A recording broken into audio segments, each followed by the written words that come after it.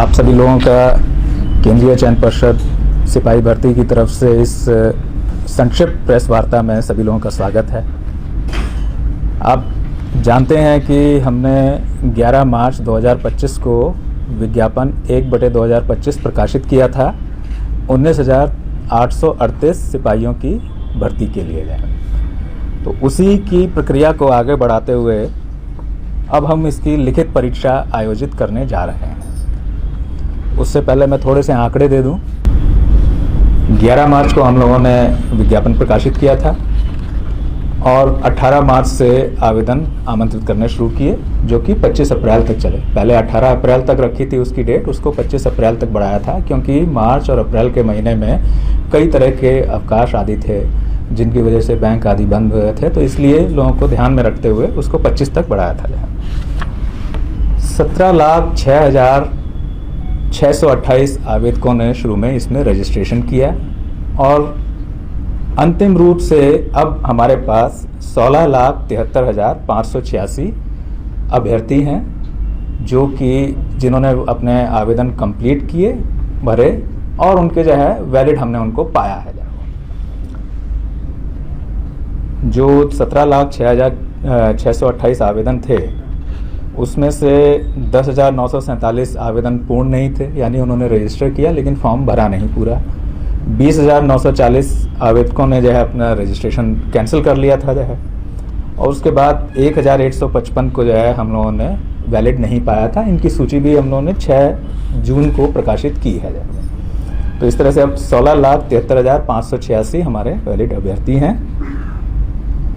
इनकी परीक्षा हम 16 जुलाई 2025 से प्रारंभ करके 3 अगस्त 2025 तक के बीच में 6 चरणों में लेंगे।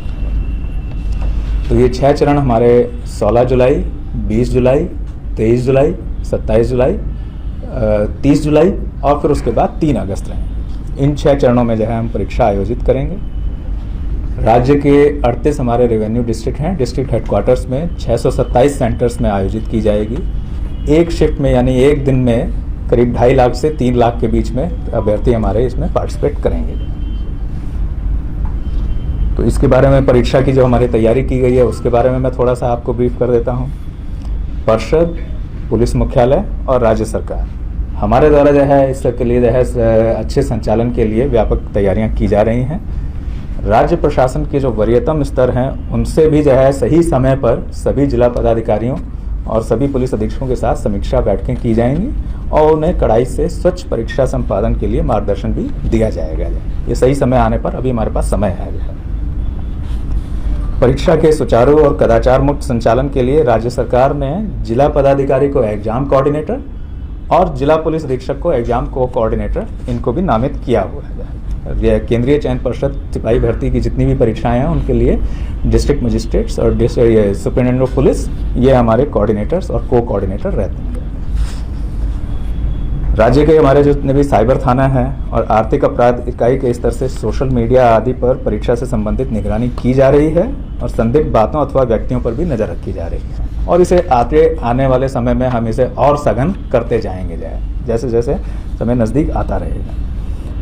स्थानीय पुलिस के द्वारा है परीक्षा और परीक्षा से पूर्व हॉस्टल, लॉज, कोचिंग सेंटर्स और इसी प्रकार के अन्य संस्थान जहां अभ्यर्थियों और छात्रों आदि का जमावड़ा हो सकता है वहां पर निगरानी और आसूचना संकलन वहां पर किए जाते हैं। इन सब के इंस्ट्रक्शंस हो चुके हैं और ये कार्रवाई प्रारंभ भी हो गई है, आगे और सघनता से की जाती है।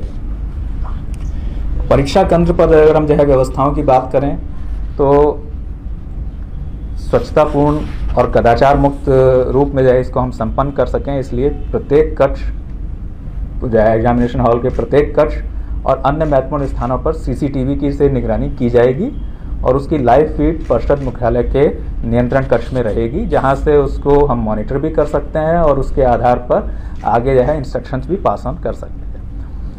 हर एक कक्ष में जैमर भी जो है लगाए जाएंगे और जो कि 5G और वाईफाई यानी मोबाइल नेटवर्क को जो है वो जैम करने की क्षमता रखते हैं। इसके साथ ही केंद्राधीक्षकों से जो हमारे सेंटर सुपरिटेंडेंट्स रहेंगे उनसे सीधे संवाद के लिए हॉटलाइन की भी व्यवस्था हम करेंगे, क्योंकि जैमर रहेंगे तो इसलिए किसी और अन्य माध्यम से उनसे संवाद स्थापित नहीं किया जा सकता है, तो इसलिए उनसे सीधे संवाद करने के लिए हम व्यवस्था करेंगे। अभ्यर्थियों से संबंधित कुछ सूचनाएं हैं जो आपके माध्यम से सभी हमारे जो कैंडिडेट्स हैं उनको अवगत करना चाहेंगे। अभ्यर्थियों को उनके गृह जिला में परीक्षा केंद्र आवंटित नहीं किया गया। किसी भी कैंडिडेट को होम डिस्ट्रिक्ट एलोकेटेड नहीं है। जिला, तिथि और केंद्र आवंटन का कार्य जो है ये हमने रैंडमाइजेशन तरीके से किया है, जिससे कि एक तरह से जो है कहें कि रैंडम वे में जो है उनको किस डेट और किस जिले में जाना हो सकता है वो पता चलेगा जो है उसमें। 20 जून से हमारे सभी कैंडिडेट्स हमारी वेबसाइट पर जाकर के परीक्षा तिथि और जिला की सूचना देख सकते हैं। 20 जून से उनको कि किस तिथि को और किस जिले में उनका सेंटर पड़ेगा उसको जो है ज्ञान करते हैं। लेकिन एडमिट कार्ड जो है वो परीक्षा की तिथि से 7 दिन पहले ही डाउनलोड कर सकेंगे और उस एडमिट कार्ड में ही एग्जैक्ट एक्चुअल सेंटर कौन सा है उसकी सूचना रहेगी।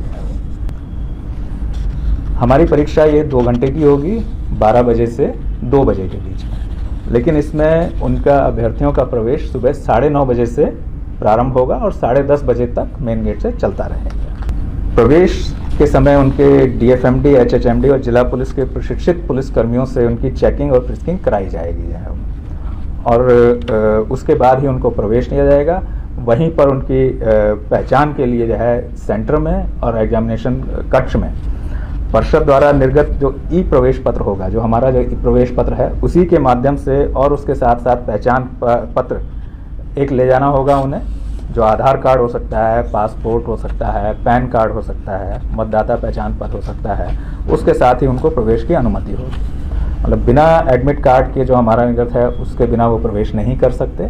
साथ में उनको अपना एक पहचान सुनिश्चित करने वाला एक पहचान पत्र भी ले जाना होगा। परीक्षा कक्ष में कैंडिडेट्स के हाथों के हम जो है अंगूठों के निशान, उनके फ़ोटो और शॉर्ट वीडियो लेंगे।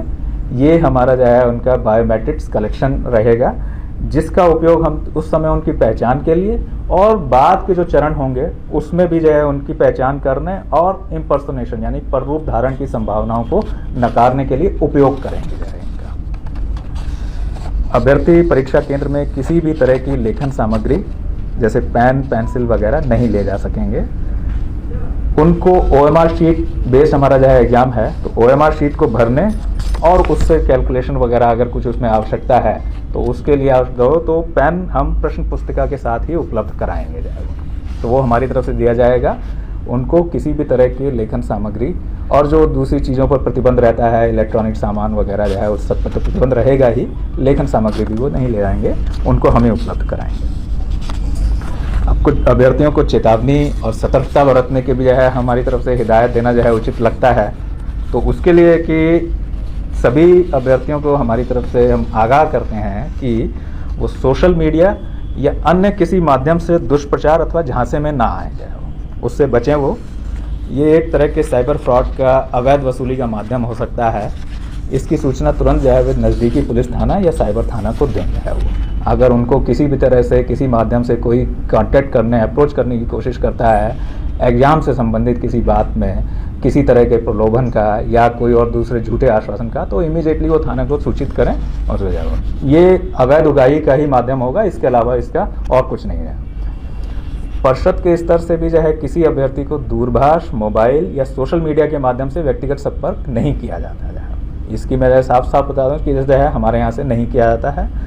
परिषद और अभ्यर्थियों के बीच में जो संवाद है उसका माध्यम हमारी जो है वेबसाइट है, उस पर जो सूचनाएं हम प्रकाशित करते हैं, या अभ्यर्थियों के आवेदन में जो रजिस्टर्ड ईमेल या मोबाइल नंबर हैं उन पर जो प्री रिकॉर्डेड ग्रुप मैसेजेस हैं उनके माध्यम से हम उनको जो है करते हैं, और कोई दूसरा माध्यम हमारे यहाँ से नहीं है। जो है अगर इसके अतिरिक्त किसी अन्य स्वरूप में कोई उनसे संपर्क करता है या प्रयास करता है तो इसकी सूचना थाने को दें जाए। एक बात और कि परीक्षाओं की निष्पक्षता और स्वच्छता को बनाए रखने के लिए बिहार सरकार ने बिहार लोक परीक्षा अनुचित साधन निवारण अधिनियम 2024 जैसा कड़ा कानून अधिनियमित किया है। जो है वो तो 2024 में उसकी अनुसूची में भी जो है हमारा केंद्रीय चयन पर्षद सिपाही भर्ती की परीक्षाएं जो आयोजित करते हैं वो सब उसमें सम्मिलित हैं।